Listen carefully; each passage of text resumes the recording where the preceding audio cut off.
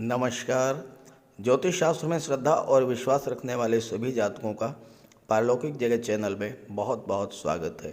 30 जनवरी 2023 रात्रि 12:02 पर या 31 जनवरी की शुरुआत से ही न्याय के देवता, कर्मफलदाता शनिदेव अपनी मूल त्रिकोण राशि कुंभ राशि में अस्त हो चुके हैं और 6 मार्च 2023 तक कुंभ राशि में ही अस्त रहेंगे। तो शनि के अस्त होने का कर्क राशि के जातकों के जीवन पर क्या प्रभाव पड़ेगा, इसी का विश्लेषण करेंगे इस वीडियो में। लेकिन उससे पहले हम ये समझेंगे कि शनि के अस्त होने का ज्योतिषी दृष्टिकोण से समस्त चराचर जगत, समस्त मानव जाति पर क्या प्रभाव पड़ेगा। ये विश्लेषण आपकी चंद्र राशि के आधार पर किया जा रहा है और वीडियो के अंत में मैं आपको शनिदेव के उपाय भी बताऊंगा। दूसरी बात, मेरा व्हाट्सअप नंबर आपको डिस्क्रिप्शन बॉक्स में मिल जाएगा। इस नंबर के अलावा कमेंट बॉक्स में दिए गए किसी अनजान व्यक्ति के नंबर पर कांटेक्ट मत कीजिएगा, आपके साथ फ्रॉड हो सकता है। तो पहले ये समझते हैं कि शनिदेव के अस्त होने का ओवरऑल इफेक्ट क्या पड़ेगा। देखिए, शनि कर्म के कारक हैं, शनि संघर्ष के कारक हैं, न्याय के देवता हैं और मनुष्य को उसके कर्मों के अनुसार फल देने के लिए जाने जाते हैं। शनि के अस्त होने का किन किन क्षेत्रों से संबंधित जातकों पर क्या प्रभाव पड़ेगा और साथ ही सभी राशियों के जीवन पर शनि के अस्त होने का क्या प्रभाव पड़ेगा, इसी पर चर्चा करेंगे। वर्तमान में शनिदेव अपनी मूल त्रिकोण राशि कुंभ राशि में गोचर कर रहे हैं। कुंभ राशि एक स्थिर राशि है और अपनी मूल त्रिकोण राशि में गोचर करते हुए शनि बहुत ही अच्छा फल प्रदान करते हैं। लेकिन चूंकि शनि अस्त हो रहे हैं, इसलिए कुछ राशियों के लिए तो बहुत अच्छा रिजल्ट देंगे और कुछ राशियों को संघर्ष भी करना पड़ेगा। शनि जीवन में कर्म के कारक होते हैं। आप जो भी कार्य कर रहे हैं, नौकरी है, व्यापार व्यवसाय है, राजनीति है या फिर आप सर्विस सेक्टर से जुड़े हुए हैं, उन सब के कारक हैं शनि। चूँकि शनि अस्त हो रहे हैं तो सीधी सी बात है कि आपका कामकाज प्रभावित होगा।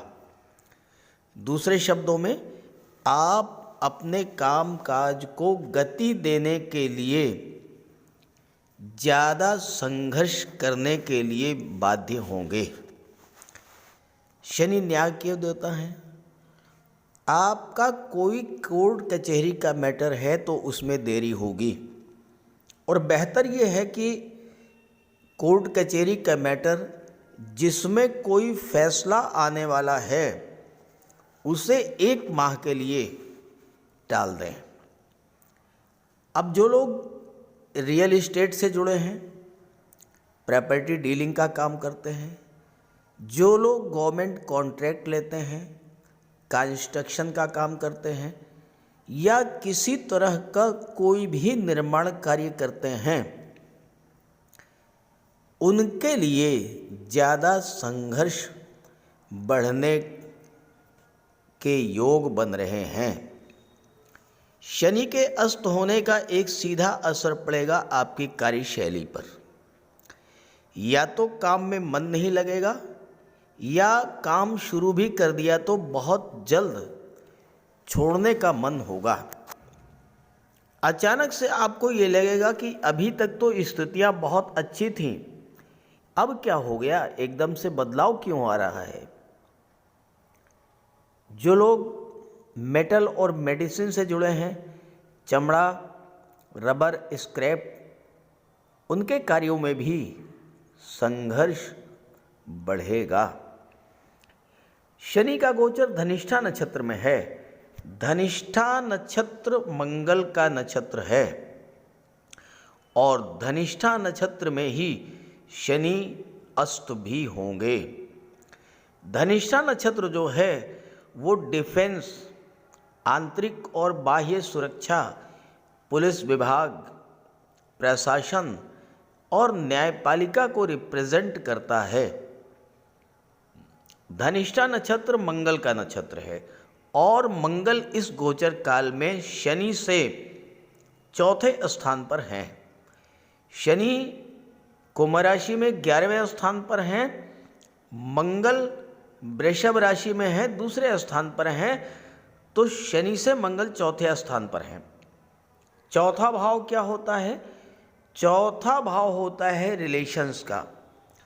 तो इस गोचर काल में आपको रिलेशनशिप को, रिश्तों को बचाए रखने के लिए विशेष सावधानी बरतनी होगी।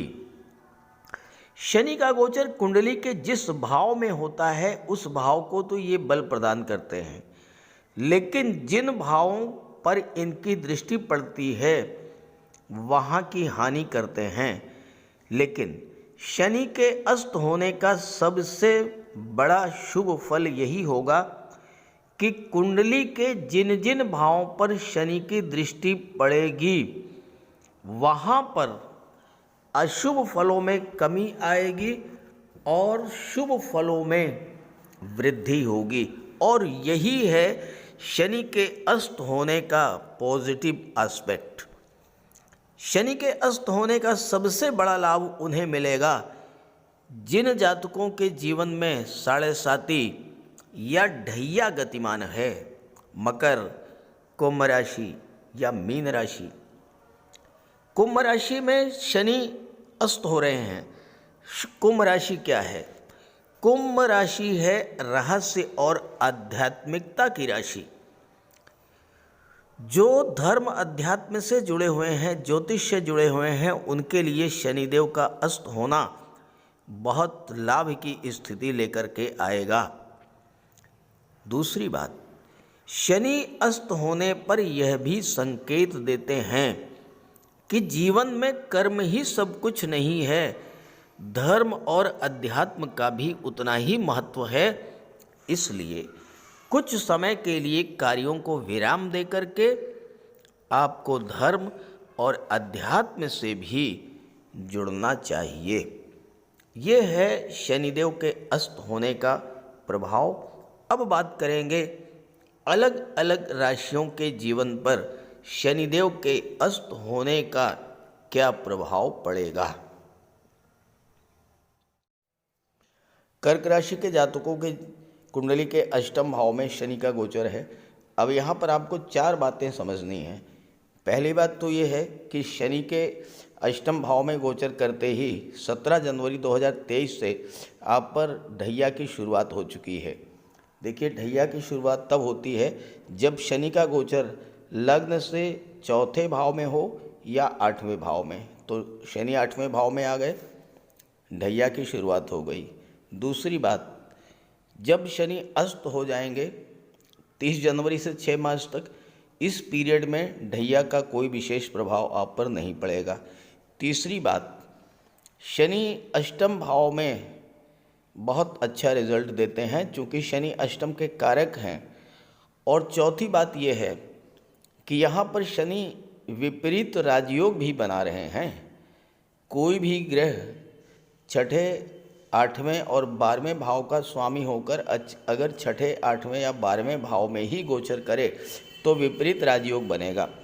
अब ये कर्क राशि के जातकों के जीवन में भले ही ढैया का प्रभाव है, लेकिन शनि चूंकि विपरीत राजयोग बना रहे हैं, विपरीत राजयोग बनने पर भले ही शुरुआत में संघर्ष करना पड़ता है, लेकिन बाद के जो समय है उसमें इतना एक्सलेंट रिजल्ट मिलता है कि आप कल्पना नहीं कर सकते। और 5वीं महत्वपूर्ण बात यह है कि राहु और शनि जो कि एक दूसरे के जैसा ही व्यवहार करते हैं, बहुत ही अच्छा संबंध बना रहे हैं। 3-11 का संबंध शनि से तीसरे भाव पर है राहु, और शनि की दृष्टि भी राहु पर पड़ रही है।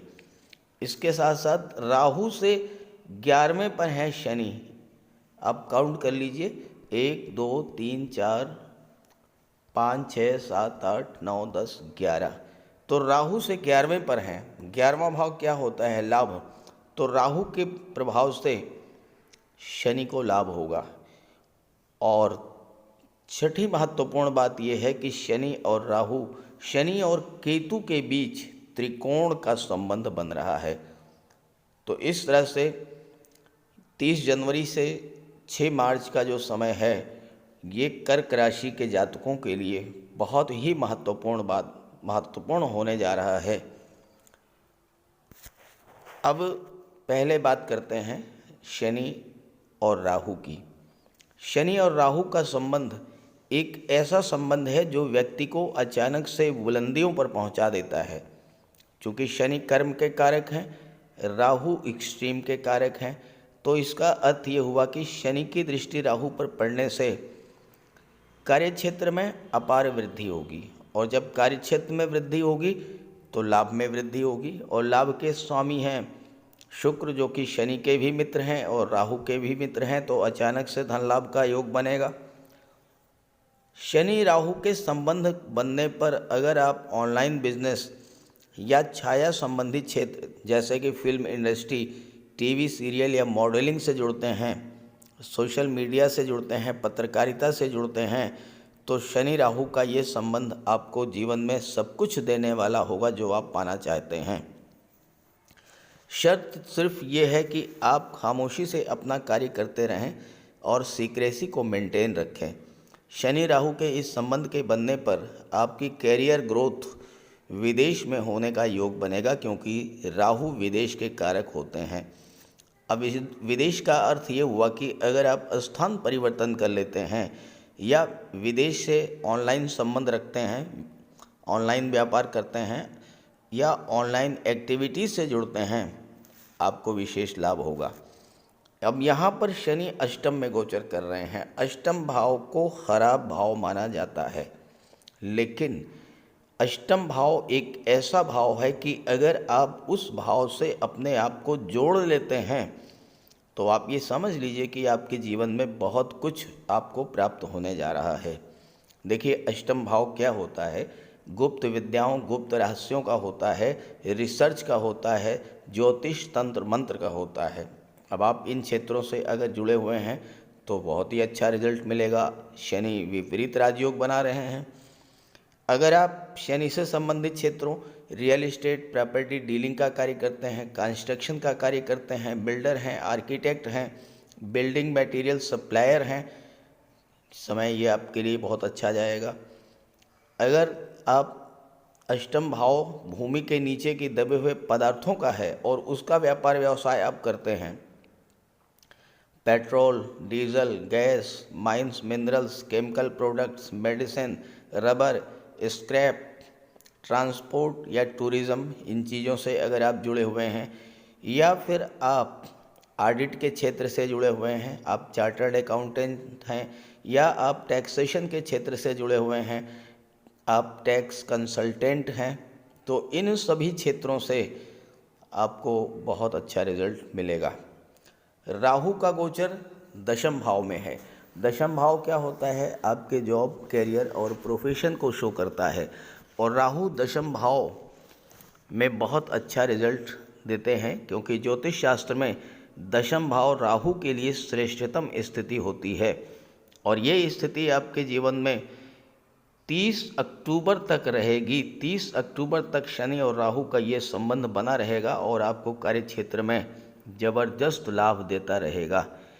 जिस जातक की जन्म कुंडली में अष्टम में शनि हो या दशम भाव में राहु हो, तो उन्हें अपने कार्य क्षेत्र में नाम, यश और सफलता, उच्च स्तर की सफलता प्राप्त होती है।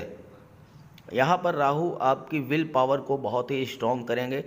आपने जो भी कार्य करने की सोचा है उसे अपनी दृढ़ इच्छा शक्ति के बल पर हर हाल में पूरा करेंगे, और आपके स्वभाव की यही विशेषता आपको सफलता के शीर्ष पर ले जाएगी और आप जीवन में बहुत अधिक धन संपदा भी अर्जित करेंगे।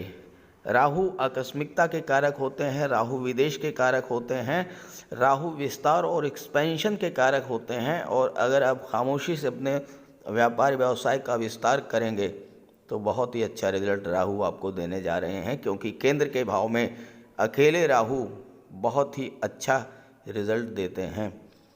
राहु अचानक से कार्य क्षेत्र में बहुत बड़ा उछाल ला देंगे। पद प्रतिष्ठा प्रमोशन का आपको लाभ मिलेगा। बिजनेस में है तो वहाँ भी ज़बरदस्त लाभ देंगे राहु। गवर्नमेंट से लाभ मिलेगा, राज्य से लाभ मिलेगा। हालांकि कंपटीशन तो बढ़ेगी लेकिन अंततः आपको लाभ होगा। और एक सिंपल सी रेमेडी है कि राहु को अगर आपको मैनेज करके रखना है तो अपने पिता, गुरु और अपने बॉस से आप अपने रिलेशंस को बहुत अच्छा बना करके रखें। देखिए फिर कितना अच्छा रिजल्ट आपको राहु देते हैं। शनि और केतु, ये दोनों ग्रह एक दूसरे से त्रिकोण पर हैं। केतु से पंचम पर हैं शनि, 1 2 3 4 5, और शनि से नवम पर हैं केतु। जब दो ग्रह एक दूसरे से नवम पंचम का योग बनाते हैं, एक दूसरे से त्रिकोण पर होते हैं, तो दोनों ही एक दूसरे को एक्टिवेट कर देते हैं, दोनों को ही बल मिलता है और दोनों ही बेहतर रिजल्ट देते हैं। तो शनि से संबंधित क्या रिजल्ट्स आपको मिल सकता है ये तो मैंने आपको बता दिया। शनि की दृष्टि धन के भाव पर पड़ेगी। शनि अष्टम भाव में गोचर कर रहे हैं। अचानक से धन की प्राप्ति होगी, गुप्त धन की प्राप्ति होगी। वो पैसा जो कि आपने बगैर परिश्रम के प्राप्त करना हो, जैसे कि वसीयत या विरासत से आपको धन मिल जाए, कोई पैतृक संपत्ति मिल जाए, लॉटरी या शेयर से पैसा मिल जाए, ससुराल पक्ष से मिल जाए, गवर्नमेंट रिटायर्ड पर्सन है आपको, आपकी पेंशन फंड, ग्रेच्युटी, बीमे का पैसा मिल जाए, इस तरह का धन आपको प्राप्त होगा। शनि के प्रभाव से परिवार में विस्तार होगा, किसी सदस्य का विवाह हो सकता है या फिर संतान की प्राप्ति हो सकती है। केतु से त्रिकोण पर हैं और केतु चतुर्थ भाव में हैं, तो आपको इस गोचर काल में धन, संपदा, समृद्धि और भूमि, भवन, वाहन का लाभ प्राप्त होगा। चूँकि केतु शुक्र की राशि में गोचर कर रहे हैं और शुक्र चतुर्थ भाव के भी स्वामी हैं और लाभ के भाव के भी स्वामी हैं, तो केतु के प्रभाव से अचानक से आपको धन लाभ होगा। उस धन से आप प्रॉपर्टी खरीद सकते हैं, भवन खरीद सकते हैं या मकान का विस्तारीकरण कर सकते हैं। अगर आप महिला हैं तो ऑर्नामेंट, ज्वेलरी, आभूषण, ये सब आप इस गोचर काल में क्रय करेंगे। छात्रों के लिए भी ये समय अच्छा रहेगा क्योंकि देवगुरु बृहस्पति जो कि छठे भाव के स्वामी हैं वही भाग्य भाव के भी स्वामी हैं, तो आपको अपने परिश्रम और भाग्य दोनों का सपोर्ट मिलेगा और आपको कोई भी कंपटीशन क्रैक करने में सुविधा होगी और आप आसानी से एक नौकरी प्राप्त करने में भी सफल होंगे इस गोचर काल में। तो इस तरह से शनि का अस्त होना, ये मैंने गलत लिख दिया है, मार्गी नहीं होगा, शनि अस्त होगा। तो शनि का अस्त होना ये आपके लिए बहुत ही लाभ की स्थितियां लेकर के आ रहा है। आप इसका लाभ उठाएं और शनिदेव का उपाय करते रहें ताकि आपको ज़्यादा से ज़्यादा लाभ मिल सके। तो बात करते हैं शनि के उपायों पर।